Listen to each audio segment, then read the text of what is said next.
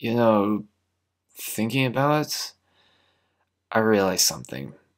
This was bound to happen sooner or later.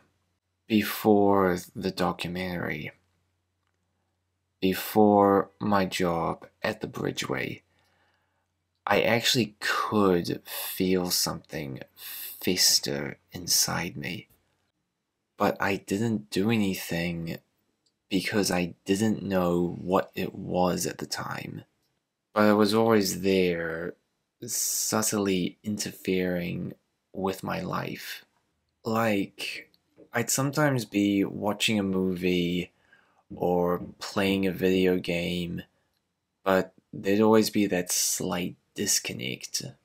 And there were times when it even took over. Let me give you an example. I remember back in 2014, I went to see the movie Captain America the Winter Soldier. And I remember not enjoying it, but I couldn't figure out why. It had good action and a good story with some really good plot twists, yet I couldn't help but feel disconnected from it. Of course, today I've changed my mind. I actually think Winter Soldier is a great movie. I guess in hindsight, I watched it because I felt like I had to, not because I wanted to. Believe me, I'm not one of those joyless stiffs who watches movies so they can write some biased, negative review of it on IMDb. I go watch movies with the specific intent of wanting to enjoy them. But when this happened, that notion of mine went completely down the tubes. I realized I'd gone through the entire year and nothing had happened, even though I was trying my best to make things happen. I had achieved none of my goals. Nothing in my life had been pushed forward or developed, but I didn't know what it was I was doing wrong. I realized all of this at once, and I just buckled underneath the weight of it. I couldn't take it anymore. I just felt my brain shatter apart from the inside out like glass. All the bad thoughts and feelings I tried keeping contained swarmed over me like bats flying out of a cave. I didn't know what to do. I tried so much and had been given so little in return. I couldn't even say it was a failure because of how uneventful it was. Even even a failure would have been something. This was nothing. January of 2016 was complete and total hell. I would wake up in bed in the morning feeling absolutely miserable.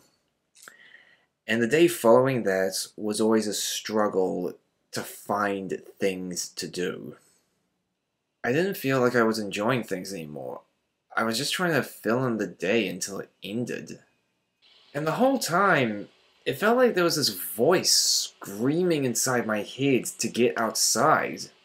Get outside, get outside, get outside, get outside, get outside, get outside, get outside. And do what? What was there to do? There was absolutely nothing for me out there anymore. I felt like I'd been out there hundreds of times. Nothing out there was really interesting for me anymore. The outside world had just become so painfully mundane and boring to me, and yet there was no escape from it, no way to take a break. I would actually spend long hours doing absolutely nothing, just sitting here in my room trying to find something to do, but I couldn't think of anything. My usual outlets, stuff like movies, comic books, video games, they weren't doing it for me anymore. Everything just felt like it was blending together like mush. Yeah, this is supposed to be fun, or yeah, this is supposed to make you feel better. It was just too obvious. I actually did try playing video games to distract myself from time to time, but I couldn't last for more than an hour. There was just something telling me that I didn't actually feel like doing this, almost like I shouldn't. And the same thing was happening with movies. Whenever I watched a movie, I couldn't feel anything from it. I couldn't feel the emotions that the movie was trying to convey. That's how disconnected I felt from everything. I couldn't escape it anymore. I just had to face it head on. I was trapped. I was trapped in my own head. Everything felt like it had just become so much harder. Stuff like choosing where to go to have lunch. Yeah, lunch. Lunch had suddenly become this weighty decision for me. Should I go to the cafe and buy a small pie there for lunch? No, I'm kind of sick of the food there. Maybe I could go to a fast food restaurant and have lunch there. No, I had fast food yesterday, I want something different. That's what it was like. And even when I did make a decision, walking there felt like it took forever. And it's not even that far. It's only like, what, a 10 to 15 minute walk from here to my local shop area? It felt like it was taking 30 minutes. I was actually feeling really sick and tired of taking this walk every single day.